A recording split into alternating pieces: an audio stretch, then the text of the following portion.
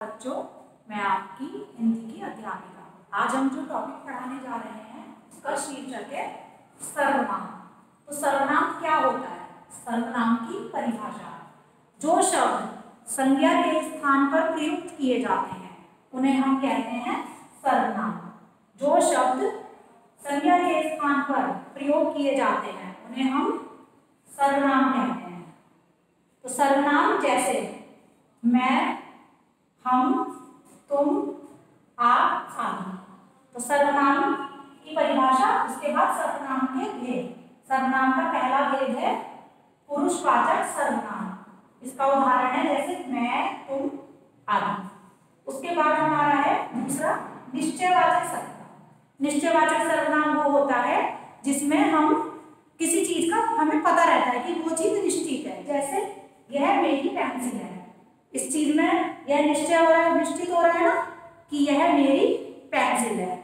उसके बाद अनिश्चयवाचक सर्वनाम। अनिश्चयवाचक सर्वनाम होता है जिसका हमें पता नहीं होता, जो चीज निश्चित नहीं होती। जैसे बाहर कोई खड़ा है, तो जब बाहर कोई खड़ा है, अब गेट बंद है, अब कोई भी हो सकता है, हमें नहीं पता ना कि कौन है, तो वो चीज अनिश्चित में आ जाती है।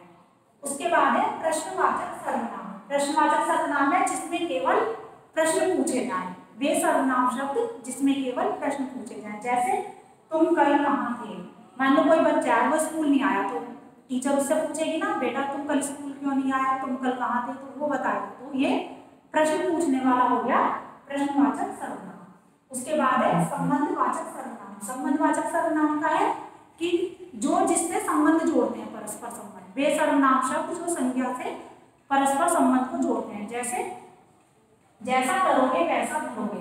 मान लो हम एग्जाम में अच्छी तैयारी करेंगे तो हमारे मार्क्स अच्छे आएंगे, तो इसमें संबंध जुड़ गया। हम जैसा करेंगे वैसा ही हमारे साथ होगा, तो ये संबंध हो गया।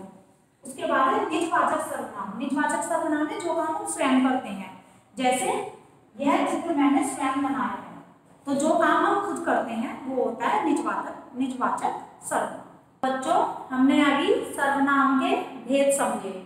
उस भेद की अब हम 6 जो सर्वनाम मैंने आपको समझाए थे, अब मैं उनकी अलग अलग परिभाषा के आधार पर आपको कुछ समझाऊंगी।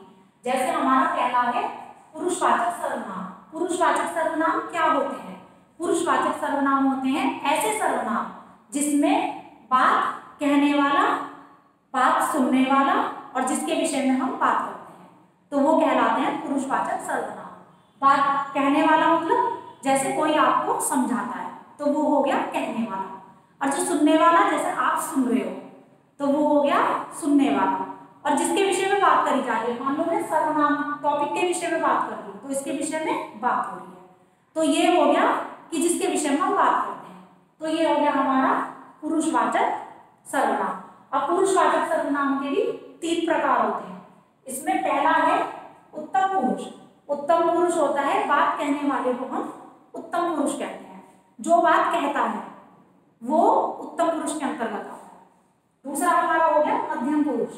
मध्यम पुरुष है बात सुनने वाले को हम मध्यम पुरुष कहते हैं। जो बात सुनता है उसे हम मध्यम पुरुष के अंतर्गत कहते हैं। तीसरा हमारा है अन्य पुरुष। अन्य पुरुष है जिसके विषय में बात की जाती है।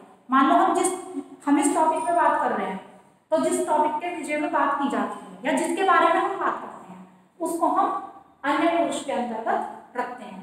तो इस तरह से पहला पुरुषवाचक सर्वनाम, इसके 3 प्रकार, उत्तम पुरुष, मध्यम पुरुष और अन्य पुरुष, इसके बारे में हम।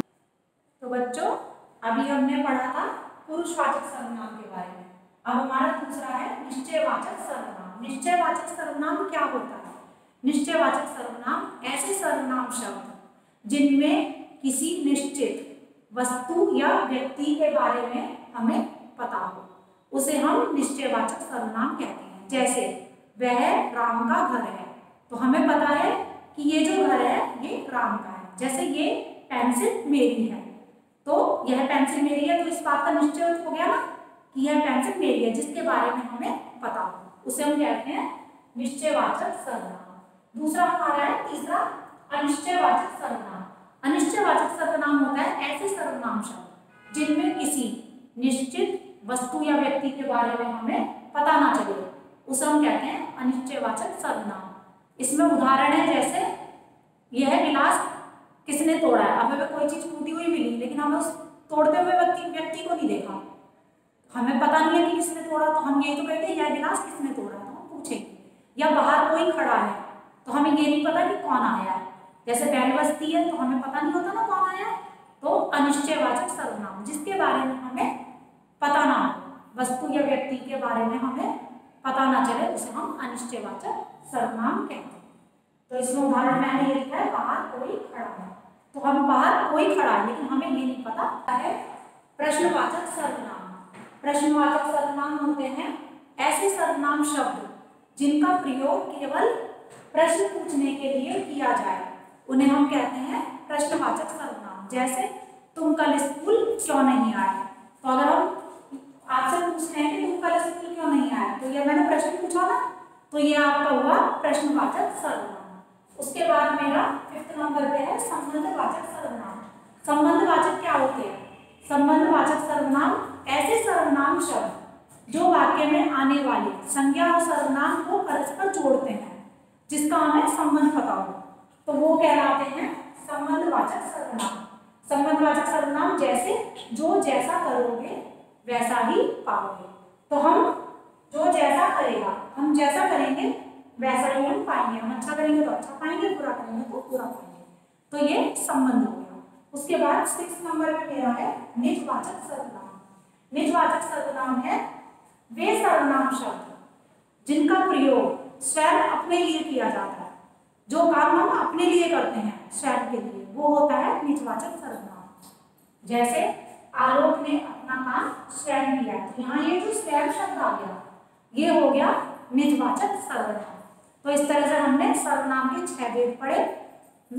पहला पुरुषवाचक सर्वनाम, निश्चयवाचक सर्वनाम, अनिश्चयवाचक सर्वनाम, चौथा मेरा प्रश्नवाचक सर्वनाम, संबंधवाचक सर्वनाम, और छठा मेरा निजवाचक सर्वनाम। इस तरह से हमने आज सर्वनाम की परिभाषा उदाहरण सहित और उनके 6 भेद पढ़े। इस तरह से आप भी इनको अच्छे से पढ़ें, समझें और इन्हें याद करें।